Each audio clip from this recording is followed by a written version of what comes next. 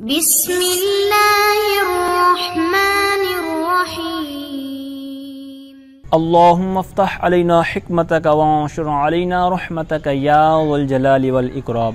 تو جی ناظرین، الحمدللہ عز وجل ہدایت النحو کتاب ہماری جاری الساری ہے، اور آج ہم اس کا سبق نمبر 89 نمبر سبق انشاءاللہ عز وجل پڑھیں گے، تنوین کے بارے میں فصل۔ تو آج کی جو فصل ہے یہ بہت ہی زبردست معلوماتی ہے۔ ابتدائی درجے کے اندر جو ہم نے تنوین کی 5 مشہور و معروف اقسام یاد کی ہوئی ہیں، تنوین تمکن، تنکیر، عوض، مقابلہ، ترنم، تو ان کے بارے میں ڈسکس کیا جائے گا کہ ان کی پہچان کیا ہے، ان کی تعریفات کیا ہے، کیا کیا اصول و ضوابط ہیں۔ تو یہاں پر بھی کچھ نہ کچھ گفتگو کی جائے گی۔ تو اب یہ جو انہوں نے تعریف بیان کی ہے تنوین کی، تو اس کے اوپر آپ نے توجہ کے ساتھ غور کرنا ہے، پھر اسی کے اوپر نیچے انہوں نے کچھ گفتگو کی ہے۔ تو جہاں پر بھی تعریف بیان کی جاتی ہے تو تعریف کے اندر کچھ جنس یعنی جنس کے طور پر الفاظ ہوتے ہیں، کچھ فصل کے طور پر ہوتے ہیں۔ تو جنس کے طور پر مطلب یہ ہے کہ وہ ایسے الفاظ ہوتے ہیں کہ جن کی وجہ سے جو اس تعریف کے اندر آنے چاہیے الفاظ ان کو بھی شامل ہوتی ہے، جو نہیں افراد اس کے ہوتے ان کو بھی وہ شامل ہو جاتی ہے۔ جس طرح کہ آگے مثالیں جب نیچے آئیں گی تو آپ کو پتہ چل جائے گا۔ پھر اس کے بعد فصل لائی جاتی ہے، تو فصل اس کو پھر کم کر دیتی ہے، کچھ چیزوں کو خارج کر دیتی ہے، ٹھیک ہے، کیونکہ جنس جو ہے یہ شمول کا فائدہ دے دیتی ہے، یعنی دیگر چیزوں کو بھی اس احاطے کے اندر شامل کر دیتی ہے، اس حد کے اندر شامل کر دیتی ہے۔ تو جو فصل ہوتی ہے تو یہ دور کر دیتی ہے، جدا کر دیتی ہے۔ تو اب پھر جب تک وہ جدا نہ ہو جائے تو تب تک پھر اس کی فصلیں لگاتے رہتے ہیں۔ بعض کا ایک فصل لگانے سے بعد پوری چیزیں دور ہو جاتی ہیں، بعض کا 2 3 4 اس طرح جہاں تک حاجت ہو تو اس طرح کی چیزیں ساتھ لگائی جاتی ہیں۔ تو بہرحال جو تنوین ہے تو یہ مصدر ہے تفعیل کا، ٹھیک ہے، مطلب یہ ہے کہ انہوں نے جو چیزیں بیان کیا ہے نونتہ ای ادخلتہ نونا، یعنی میں نے اس کے اوپر نون داخل کیا، تو یہ مصدری معنی میں، اور اس کی جو اس طرح کہ انہوں نے مثال بیان کی ہے اس کے طور پر تو یہاں پر یہی معنی ہے کہ تنوین کو داخل کرنا، لیکن بعض میں پھر اس کا نام ہی پڑ گیا تنوین، یعنی اگرچہ یہ نون ساکن ہوتا ہے یہ جو تنوین ہے، لیکن یہاں پر جو آگے ہم بات کو لے کے چل رہے ہیں یہاں پر کتابت والی مراد ہے، 2 زبر 2 زیر 2 پیش، ٹھیک ہے۔ بہرحال التنوین نون ساکنۃ تتبع حرکت آخر الکلمۃ لا لتأکید الفعل، تنوین وہ نون ساکن ہے یا ایسا نون ساکن ہے جو کلمے کی آخری حرکت کے تابع ہوتا ہے، نہ کہ فعل کی تاکید کے لیے۔ یہ تو تھا اس کا سمپل ترجمہ۔ اب اس کے اوپر جو جنس اور فصول وغیرہ کی جو گفتگو انہوں نے نیچے کی ہوئی ہے، تو اس میں سب سے پہلے یہ آپ ذہن میں رکھیں کہ جو تنوین ہے یہ باب تفعیل کا مصدر ہے، تو مطلب نونتہ ای ادخلتہ نونا اس معنی میں استعمال ہوتا تھا کہ میں نے اس کے اوپر نون داخل کر دی، پھر بعد میں یہ اس کا نام ہی رکھ دیا گیا، یعنی یہ جو تنوین ہے تو تلفظ میں اگرچہ نون ساکن ہوتا ہے یہ جو تنوین ہوتا ہے۔ مثال کے طور پر یہاں پر لکھا ہوا ہے کہ ما يدل علی ان الاسم متمکن، تو یہ عبارت ہے، تو اس کے اوپر جو ہم تلفظ کر رہے ہیں تو تلفظ کے اندر یہ جو نون ہے یہ نون ساکن ہے، متمکن، مطلب یہ ہے کہ 2 نون اکٹھے آپ لکھ دیں تو پہلا نون اس کے اوپر پیش لگا دیں اور دوسرا نون اس کے اوپر جزم لگا دیں، ساکن جو اس کو بنا دیں، تو اب یہ متمکن تلفظ میں اس انداز میں ہوگا، یعنی نون ساکن ہوگا، لیکن کتابت کے اندر لکھنے کے اندر وہ ہم نہیں لے کے آئیں گے، بلکہ لکھنے میں ہم 2 زبر 2 زیر 2 پیش ہی مراد لیں گے، اور یہی ہوتا ہے، ٹھیک ہے۔ تو لہٰذا یہاں پر پھر اس کا یہ نام رکھ دیا گا۔ تو اب یہاں پر یہ جو تعریف کے اندر کچھ الفاظ آئے ہیں، سب سے پہلے تو یہ جو کہا ہے کہ نون ساکنۃ، کہ نون ساکن ہو، تو یہاں پر وضعی طور پر جو نون ہے یعنی اوریجنل اصل حالت میں وہ سکون مراد ہے، ٹھیک ہے، کیونکہ بعض کا عارضی طور پر اتما ساکن آنے کی وجہ سے مطلب حرکت آ جاتی ہے، تو اس کی بنا پر یہاں پر آپ اس کے اوپر اعتراض ٹیگ نہیں کر سکتے، جیسے زید العالم، اسی طرح عاد الاولی، ٹھیک ہے، تو اس طرح اور بھی ہیں، تو ان کی وجہ سے یہ تنوین کی حد سے تنوین کی تعریف سے یہ خارج نہیں ہوں گے، نہیں نکلیں گے۔ اچھا، اب یہ جو نون ساکنۃ ہے تو یہ درجہ جنس میں ہے، کیونکہ کہتے ہیں کہ اس کی وجہ سے یہ کس کس کو شامل ہو گیا، کہتے ہیں من، لدن، لم یکن، اسی طرح دیگر جو مثالیں ہیں، تو یہاں پر بھی دیکھیں حالانکہ ان کے آخر میں بھی نون ساکن ہے، تو اب یہ نون ساکن جب کہا مطلقاً شروع میں تو اب یہ تنوین کو بھی شامل تھا، جس طرح کہ پوری تعریف ہم پڑھتے تو تب یہ تنوین کو شامل ہونا تھا، لیکن جب اتنا لفظ کہا تو یہ تنوین کے علاوہ جو جو چیزیں تھیں تو وہ ان کو بھی شامل ہو گیا، جس طرح کہ انہوں نے مثالیں بیان کی ہوئی ہیں۔ پھر یہ جنس کے طور پر جو جملہ تھا نون ساکنۃ، تو یہ ان الفاظ کی وجہ سے جو آئے تھے تو اگلے جملے نے سب کو نکال دیا، تو جیسے تتبع حرکت آخر الکلماتی، تو اب یہاں پر جب یہ عبارت لے کے آئے، یہ فصل لے کے آئے، تو اس نے یہ جتنے بھی تھے من، لدن، لم یکن وغیرہ، ان سب کو نکال دیا، ٹھیک ہے۔ پھر اسی طرح انہوں نے آگے کہا کہ مصنف علیہ الرحمہ نے یہ کہا ہے کہ کلمے کی آخری حرکت کے تابع ہو، یہ نہیں کہا کہ کلمے کے آخر کے تابع ہو۔ اس بات پر تنبیہ کرنے کے لیے کہتے ہیں کہ جو تنوین ہے تو یہ حالت وقف میں ساکت ہو جاتی ہے، تو یہ حرکت کے اسقاط کی وجہ سے، اور جو کلمہ آتا ہے اس کے اندر ایسا معاملہ نہیں ہے۔ پھر اسی طرح کہتے ہیں کہ مصنف علیہ الرحمہ نے یہ نہیں کہا آخر الاسم، یعنی آخر الکلمہ کہا، اسم نہیں کہا، تو مطلب اس کے اندر ایک عمومیت رکھی ہے۔ تو کہتے ہیں یہ بھی اس بات پر دلالت کرنے کے لیے تاکہ یہ جو تنوین ترنم ہے تو یہ اس کو بھی شامل ہو جائے، کیونکہ اگر اسم کہہ دیتے تو پھر وہ نکل جانی تھی، کیونکہ وہ تو فعل پہ بھی آتی ہے، پھر تو یہ تنوین کی 4 قسمیں رہ جانی تھی جو پہلی 4 کہلاتی ہیں۔ لیکن جو تنوین ترنم ہے تو وہ اسم کے ساتھ ساتھ فعل پر بھی آتی ہے، یعنی تنوین کی جو 4 قسمیں ہیں یہ تو اسم کا خاصہ ہیں جس طرح آگے گفتگو آ رہی ہے، لیکن 5ویں قسم ہے وہ اسم کا خاصہ نہیں ہے، کیونکہ وہ فعل پر بھی آتی ہے اور حرف پر بھی آتی ہے، جس طرح کہ آگے مثالیں میں عرض کرتا ہوں۔ لہٰذا اس وجہ سے یہاں پر انہوں نے تعریف کے اندر جو الفاظ لے کے آئے تو ہر لفظ لانے کا ایک باقاعدہ مقصد، اس طرح کہ ابھی آپ نے گفتگو سماعت کی ہے۔ اس کے اوپر اور بھی ڈیٹیل ہے، یہ تو خلاصہ تو میں آپ کے سامنے عرض کر رہا ہوں، یہاں پر بھی مختصر اختصاراً لکھا ہوا ہے۔ پھر آخر کے اندر جو قید لگائی تھی کہ لا لتأکید الفعل، تو نون تنوین کی تعریف کے اندر یہ قید کیوں لگائی؟ تو کہتے ہیں یہ نون جو تقید ہے، جس طرح کہ اگلا سبق ہم پڑھنے جا رہے ہیں 90 نمبر سبق، اس کے اندر اس کی ڈیٹیل آئے گی۔ تو نون تقید 2 ہوتے ہیں، خفیفہ اور ثقیلہ، تو خفیفہ بھی اسی طرح کا ہوتا ہے لیکن وہ فعل کی تاکید کے لیے ہوتا ہے، تو لہٰذا یہاں پر اس کو خارج کر دیا، ٹھیک ہے۔ تو بہرحال اس طرح کی یہ جو گفتگو ہے تو یہ ابتدائی طور پر یہ جو تنوین کی تعریف کے تحت آپ نے یاد رکھنی ہے۔ تو دوبارہ سماعت کریں، کہتے ہیں التنوین نون ساکنۃ تتبع حرکت آخر الکلمۃ لا لتأکید الفعل۔ تنوین وہ نون ساکن ہے یا ایسا نون ساکن ہے جو کلمے کی آخری حرکت کے تابع ہوتا ہے، نہ کہ فعل کی تاکید کے لیے۔ اب یہاں پر کلمہ عام ہے، خواہ وہ کلمہ حقیقی طور پر ہو جس طرح کہ عام طور پر استعمال ہوتے ہیں، جس طرح کہ آگے مثالیں بھی آ رہی ہیں، یا پھر حکمی طور پر ہو جیسے قائمۃ بصریٌ، ٹھیک ہے۔ تو یہاں پر بھی جو آخر میں ہے تو یہ بھی تنوین ہے، لیکن یہ کلمے کی یعنی یہ بھی کلمہ ہے لیکن یہ حکمی طور پر کلمہ ہے۔ اب اس کی جو مشہور و معروف 5 قسمیں ہیں تو وہ کون کون سی ہیں؟ کہتے ہیں وَهِيَ خَمْسَةُ أَقْسَامٍ، اور وہ 5 اقسام ہیں، یعنی وہ 5 قسم پر ہے، یعنی تنوین کی 5 قسمیں ہیں۔ اب یہاں پر آگے الاول الثانی وغیرہ جو عبارات آئیں گی تو یہاں پر میں نے پہلے بھی 2-3 دفعہ عرض کیا ہوا ہے کہ اس کا موصوف آپ محذوف نکال سکتے ہیں اور ترجمہ بھی اس انداز میں کر سکتے ہیں جس طرح کہ ابھی ہم کریں گے۔ تو اب یہاں پر ہم نکال لیں گے القسم الاول، کیونکہ 5 قسموں کا ذکر ہوا ہے اجمالی طور پر، آگے تفصیل آ رہی ہے تو یہاں پر ترکیب بھی آپ 3 طرح کر سکتے ہیں، تو اب یہاں پر قسم محذوف نکال سکتے ہیں القسم الاول۔ تو اب القسم الاول للتمکن، یعنی 5 قسمیں ہیں تو ان میں سے پہلی قسم اول یا پہلی قسم تمکن کے لیے ہے، یعنی تنوین تمکن ہے۔ تو پہلی قسم کہتے ہیں القسم الاول للتمکن، کہتے ہیں قسم اول تمکن کے لیے، یعنی جو تنوین ہے وہ تمکن کے لیے ہے۔ اب یہ کیا ہوتا ہے تمکن کی والی تنوین کون سی ہوتی ہے؟ کہتے ہیں وَهُوَ مَا يَدُلُّ عَلَىٰ أَنَّ الْإِسْمَ مُتَمَكِّنٌ فِي مُقْتَضَى الْإِسْمِيَّةِ، کہتے ہیں وَهُوَ، اور وہ یعنی تنوین تمکن وہ ہے جو دلالت کرتی ہے اس بات پر کہ اسمیت کے تقاضے میں، اسمیت کو چاہنے میں، اسمیت کے تقاضے میں متمکن ہے، راسخ ہے، پختہ ہے، ٹھیک ہے۔ ای انہ منصرف، یعنی وہ اسم جو ہے وہ منصرف ہے، جیسے زید رجل، یہ جو مثالیں ہیں تو ان کے اوپر جو تنوین ہے تو اس کے منصرف ہونے پر دلالت کر رہی ہے، یعنی اس بات کے تقاضے میں یہ جو تنوین ہے تو اس بات کے تقاضے میں ہے کہ یہ جو اسم ہے تو یہ اسمیت میں راسخ ہے، اسمیت میں پختہ ہے، پکا ہے، کٹر ہے، ٹھیک ہے۔ تو لہٰذا یہ جو پہلی قسم آپ نے ابھی سماعت کی ہے تو یہ تنوین تمکن کہلاتی ہے، اور اس کی تعریف کیا ہے وہ آپ نے سماعت کر لی کہ یہ اسم کے اوپر داخل ہوتی ہے اور اس بات پر دلالت کرتی ہے کہ وہ جو اسم ہے جس کے اوپر یہ داخل ہے،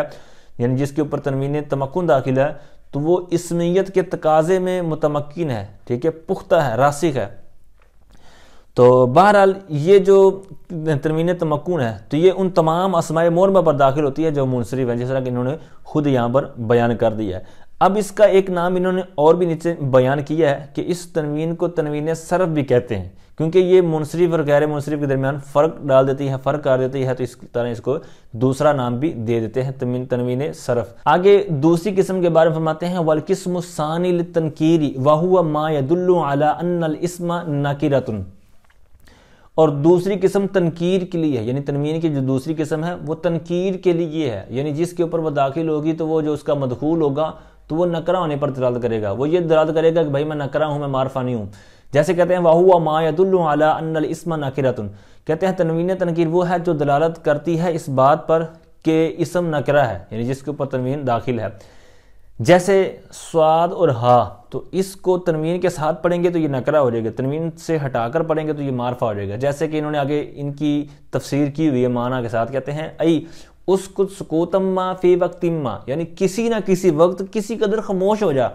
اب یہاں پر ترجمے بھی آپ نے غور کیا ہوگا، کوئی خاص وقت مراد نہیں ہے، یعنی کسی نہ کسی وقت کسی قدر خاموش ہو جا، تو یہاں پر ایک عموم ہے، متعین نہیں ہے۔ اور اگر تنوین کو ہٹا دیں گے کہتے ہیں وہ اما صح بالسکون فمعناہ اسکت السکوت الآن، تو کہتے ہیں بہرحال صح سکون کے ساتھ یعنی تنوین کو ہٹا کر، تو اس کا مطلب ہوگا اسکت السکوت،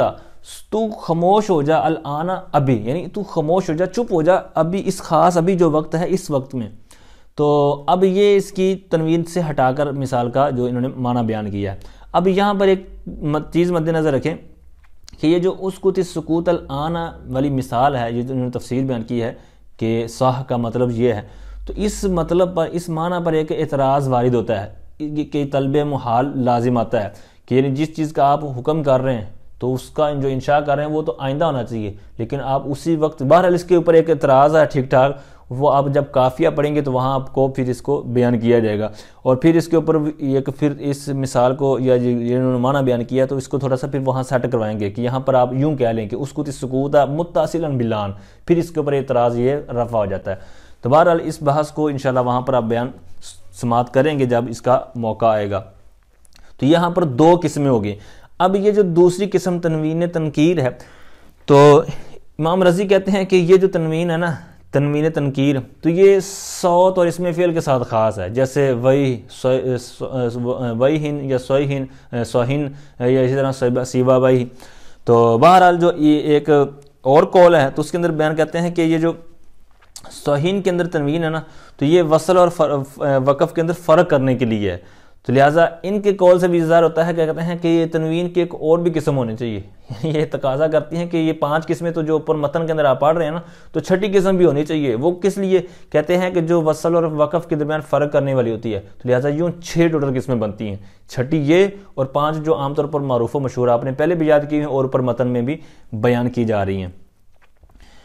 تو بہرحال یہ جو تنوین تنکیر ہے تو یہ معرفہ نکرہ میں فرق آتی ہے، جس طرح پہلی تنوین تھی تنوین تمکن، تو وہ منصرف غیر منصرف کے درمیان فرق کرنے والی تھی، تو یہ معرفہ نکرہ کے درمیان فرق کرنے والی ہوگی۔ تو آگے تیسری تقسیم کاری یا تیسری قسم بیان کرتے ہیں، کہتے ہیں والقسم الثالث للعوض، کہتے ہیں تیسری قسم عوض کے لیے، یعنی تنوین عوض کے نام سے جو معروف و مشہور ہے، تو کہتے ہیں تیسری قسم عوض کے لیے، یعنی تنوین عوض۔ اب اس کی تعریف کیا کہتے ہیں وَهُوَ مَا يَكُونُ عِوَضًا عَنِ الْمُضَافِ إِلَيْهِ، کہتے ہیں تنوین عوض وہ ہے جو مضاف لے کے عوض میں ہو، یعنی جو مضاف لے کے عوض میں ہوتی ہے تو وہ تنوین عوض ہے۔ اب اس کی مثالیں دیکھیں، پھر اس کے اوپر بھی 3 صورتیں بنتی ہیں، یعنی یہ جو تعریف ہے آپ نے ابھی سماعت کی ہے کہ جو مضاف لے کے عوض میں ہو، اس کی پھر 3 صورتیں بن جاتی ہیں، وہ میں بعد میں عرض کرتا ہوں، 2 انہوں نے حاشیے میں بیان کی ہوئی ہیں اور ایک میں ایک اور عرض کرتا ہوں، وہ آپ نے صرف کے اندر مثالیں دیکھی ہوں گی اس کی۔ تو بہرحال اس کی مثالیں کیا کہتے ہیں حینئذ،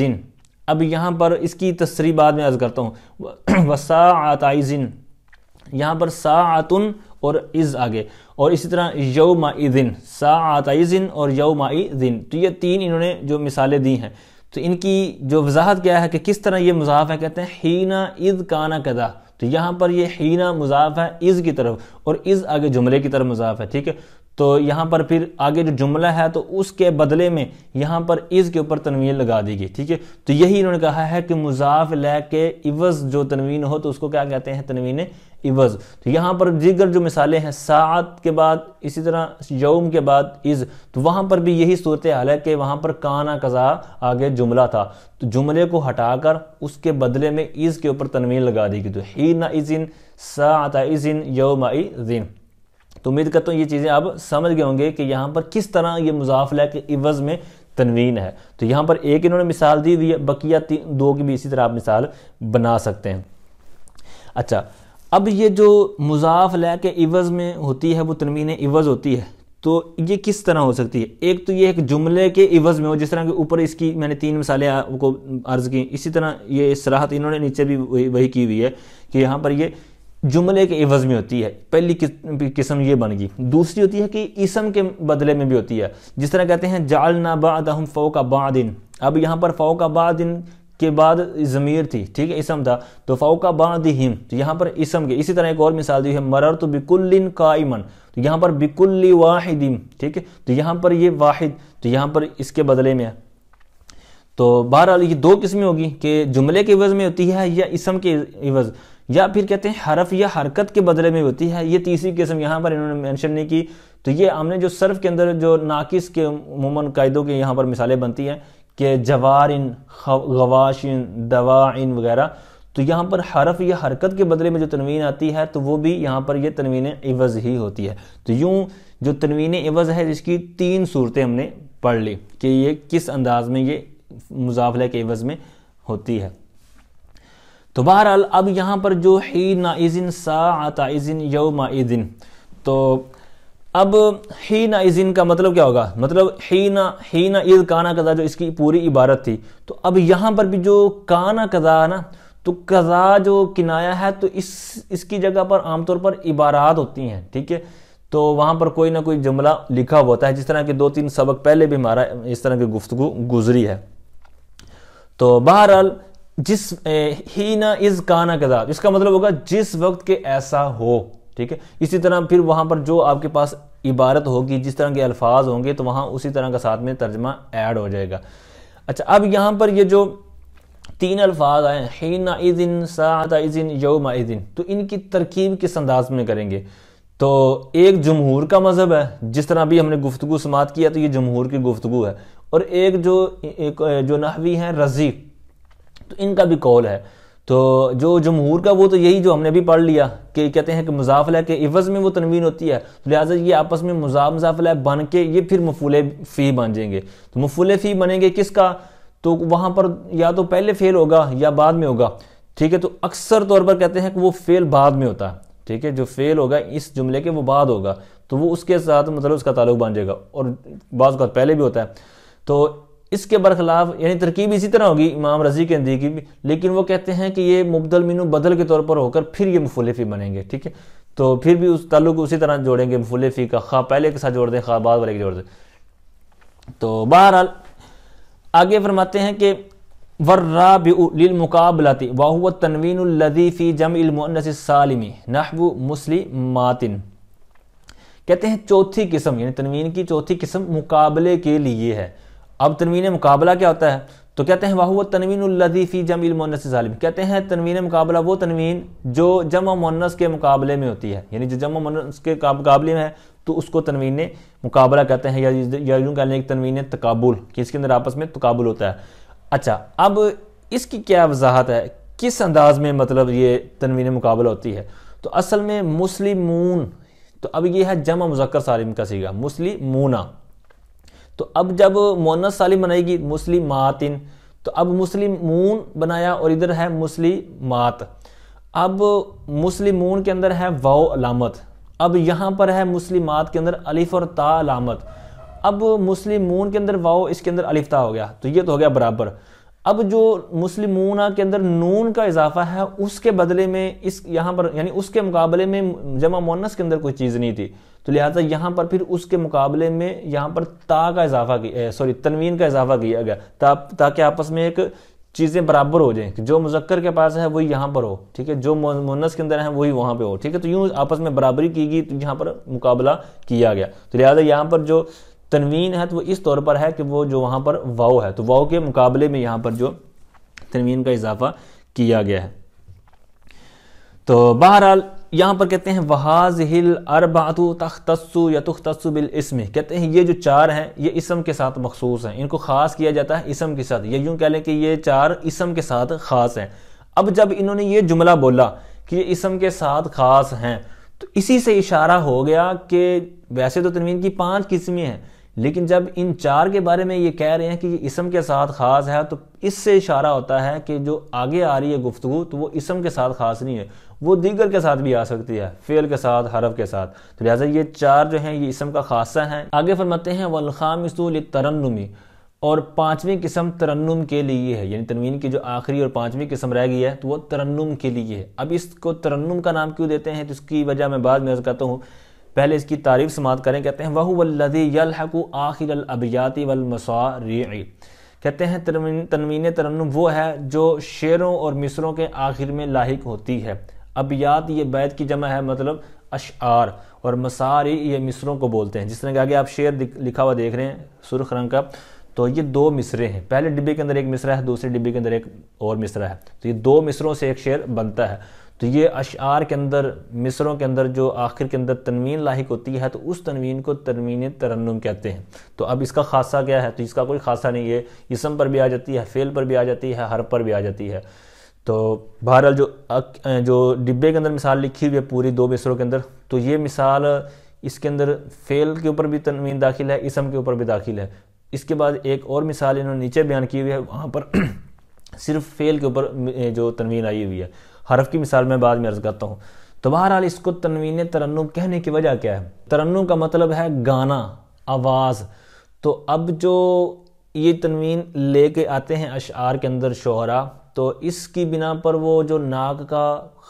خیشوم ہے، بانسا ہے، تو اس کے اندر پھر آواز کو لٹانا آسان ہو جاتا ہے،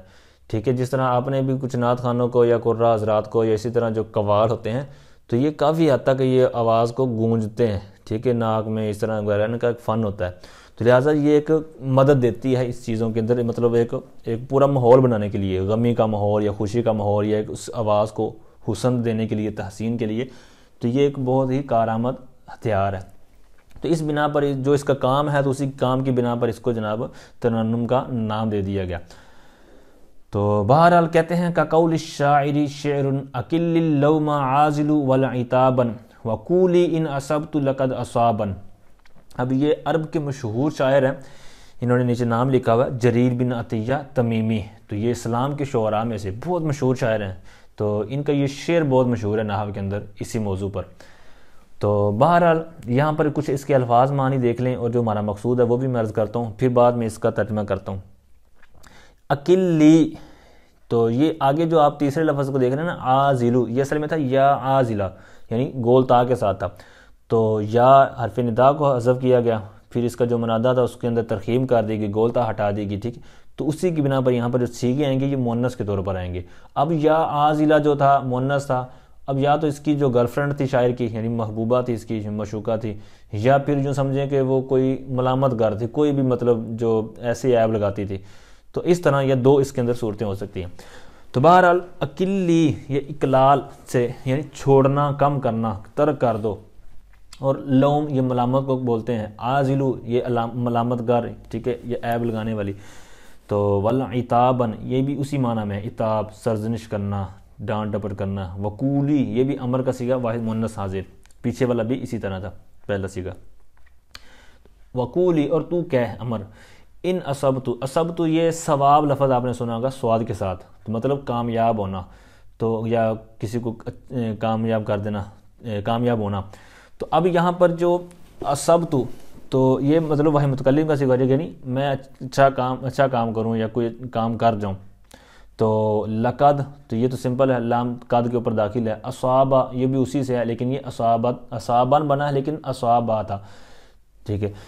تو اس کا بھی وہی معنی۔ تو بہرحال یہاں پر جو ہمارا مقصود ہے محل استشہاد ہے، یعنی جس کو دیکھنے کے لیے جو شعر لے کے ہیں دلیل کے طور پر، تو وہ تنوین ترنم ہم نے یہاں پر ڈھونڈنی ہے تو وہ ڈھونڈیں کہاں پر ہے، تو وہ ہے پہلے مصرے کے اندر آخر کا جو ہے عتابن والعتابن، تو یہ اسم ہے تو اسم کے اوپر تنوین آئی ہوئی ہے، ٹھیک ہے۔ اب یہ اصل میں تھا عتابا با کے ساتھ، پھر اس کے اندر اشعار کے اندر آپ کو پتہ ہے اشباع بھی کیا جاتا ہے، الف کو کھینچا جاتا ہے، یعنی اس آخری حرکت کو کھینچ دیا جاتا ہے، تو یہاں پر عتابا سے عتابا کیا پہلے، پھر اس کے اوپر الف کو ہٹا کر گرا کر نون کا اضافہ کر دیے گا، نون ترنم کا، ٹھیک ہے۔ تو یہاں پر تنوین ترنم والعتابا سے والعتابن، تو یہ اسم کی مثال ہے، یعنی اس مصرے کے اندر اسم کے اوپر آئی ہے تنوین ترنم۔ اگلی جو ہے مثال مصرے کے اندر تو یہ فعل کی مثال ہے، فعل کے اوپر تنوین ترنم آئی ہوئی ہے، جیسے وقولی ان اصبت لقد اصابا، تو یہاں پر اصابا واحد مذکر، تو اب یہاں پر اصابا پھر اس کے اوپر بھی اشباع کیا گیا، یعنی آخری حرکت کو کھینچا گیا، تو اصابا تو یہ لمبا ہو گیا، پھر اس کو گرایا تو اس کے اوپر تنوین آ گئی، یہ تنوین ترنم، تو اصابن، ٹھیک ہے۔ تو اس طرح یہ پورا انہوں نے یہاں پر جو شعر دیا، تو یہاں پر ہمارا مقصود یہی تھا کہ تنوین ترنم کہاں پر ہے۔ اب اس کا ترجمہ کیا ہے، کہتے ہیں اکل اللوم،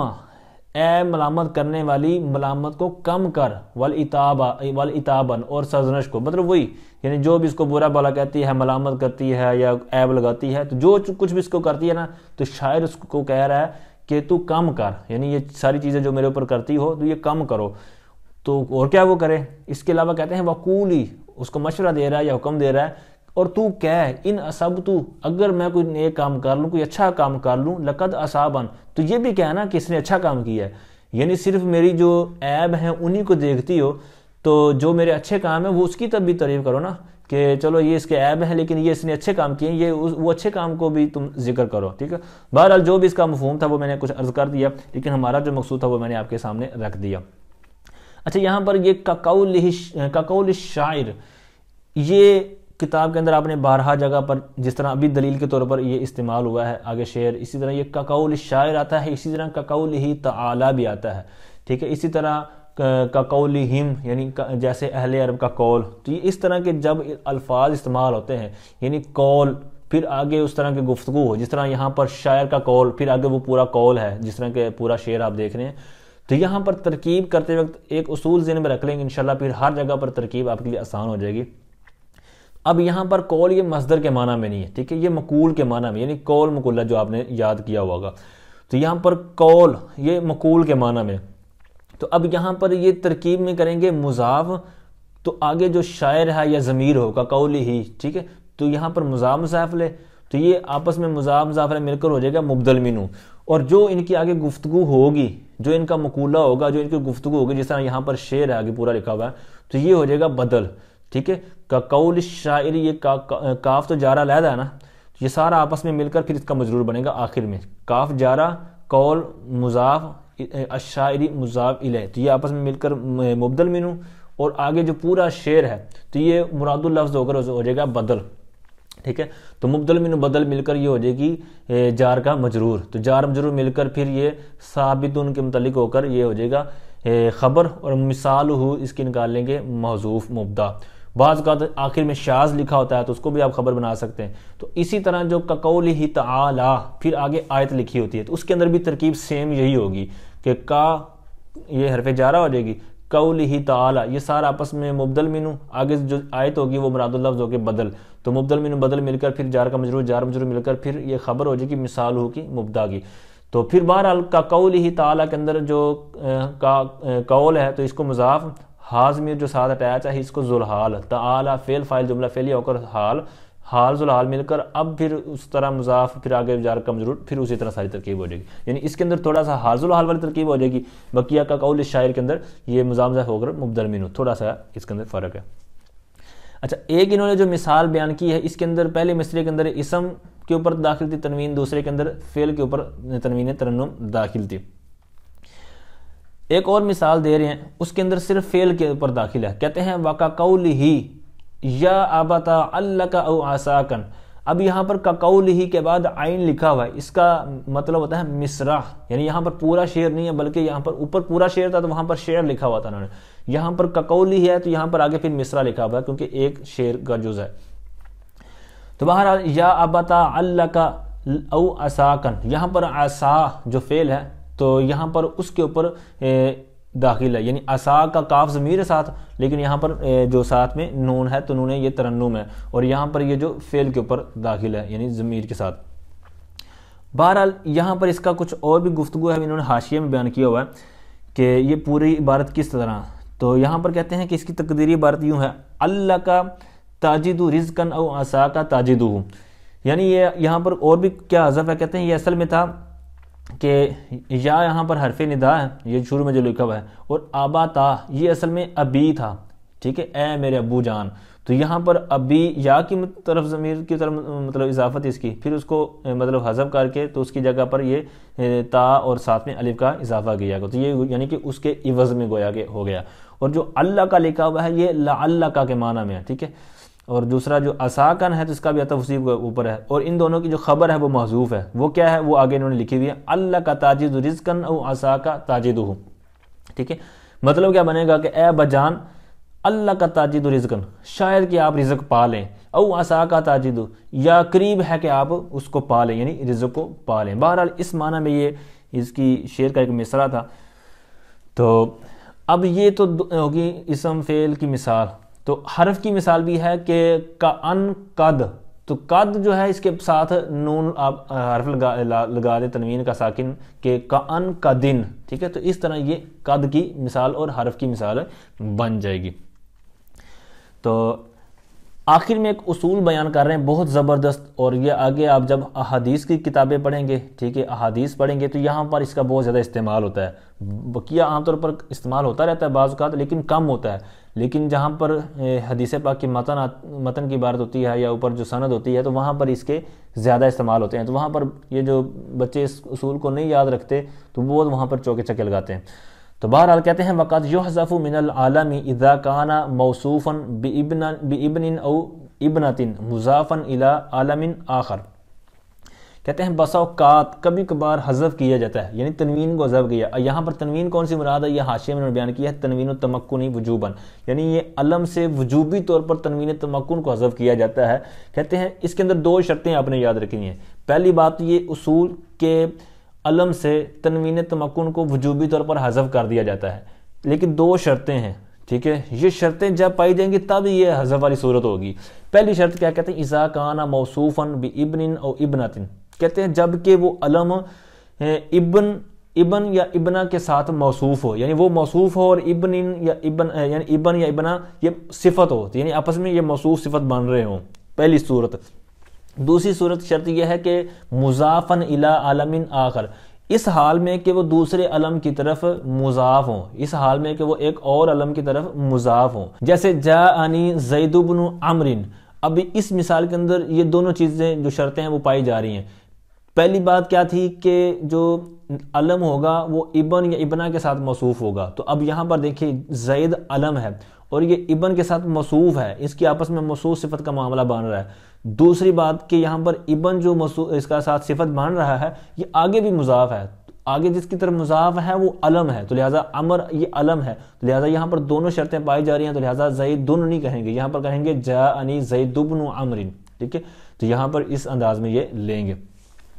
اچھا آگے انہوں نے ابنہ کی مثال دی، کہتے ہیں وہ ہندبنۃ بکرن، اب یہاں پر دیکھیں وہ ہندب، یہاں پر تنوین کے ساتھ اس کو نہیں پڑھیں گے، کیوں؟ کیونکہ یہاں پر کیا کہا تھا کہ پہلی بات کہ علم وہ جو جس کے ساتھ تنوین کو حذف کرنا ہے تو وہ علم موصوف ہوگا ابنہ کے ساتھ، یہاں پر ابنہ کی مثال دے رہے ہیں تو یہاں پر ابنہ کے ساتھ موصوف ہے، اور جو ابنہ ہے وہ ایسی ہے کہ جو آگے ایک اور علم کی طرف مضاف ہے، تو لہٰذا یہاں پر دونوں شرطیں پائی جا رہی ہیں، تو لہٰذا یہاں پر جو علم ہے ہند یا اسی طرح زید تو وہاں پر اس کی تنوین کو حذف کر دیں گے۔ اچھا پھر سوال پیدا ہوتا ہے کہ اس کو حذف کریں گے کیوں؟ اس کی وجہ بھی انہوں نے نیچے ذکر کی ہے کہ یہاں پر جو مقصد ہے، اب یہ عام طور پر استعمال بھی اس کا کثرت کے ساتھ ہے، جس طرح میں نے عرض کیا نا کہ احادیث کی فیلڈ کے اندر اس کا بہت زیادہ استعمال ہے، ویسے بھی ہوتا ہے عام طور پر جہاں پر اس طرح کا کوئی نام آ جائے، لیکن وہاں پر تو یوں سمجھے کہ ہر حدیث پاک کے اندر بار بار آتا ہے، تو بہرحال تو اس کا کثرت کے ساتھ استعمال ہے، لفظ لمبا ہو جاتا ہے، تو اس کی تخفیف کے مقصد کے لیے یہاں پر اس کو حذف کر دیا جاتا ہے۔ اچھا اب یہ اگر شرطیں نہ پائی جائیں تو پھر کیا ہوگا؟ تو کہتے ہیں کہ اگر کہتے ہیں وہ صفت نہ ہو بلکہ خبر ہو، جیسے زید ابن عمر، یہاں پر یہ جو مثال بھی انہوں نے نیچے دی ہوئی ہے، تو لہٰذا یہاں پر صفت نہیں بان رہا بلکہ خبر بان رہا ہے، اگرچہ شروع میں بھی علم ہے، بعد بھی علم بھی ہے، درمیان میں ابن ہے، لہٰذا یہاں پر وہ معاملہ نہیں چلے گا یہاں پر، کیونکہ صفت نہیں بان رہا، شرط نہیں ایک پائی جا رہی۔ یا پھر کہتے ہیں کہ وہ صفت ہو لیکن غیر علم کی ہو، جیسے اس کی مثال انہوں نے آگے دی ہوئی ہے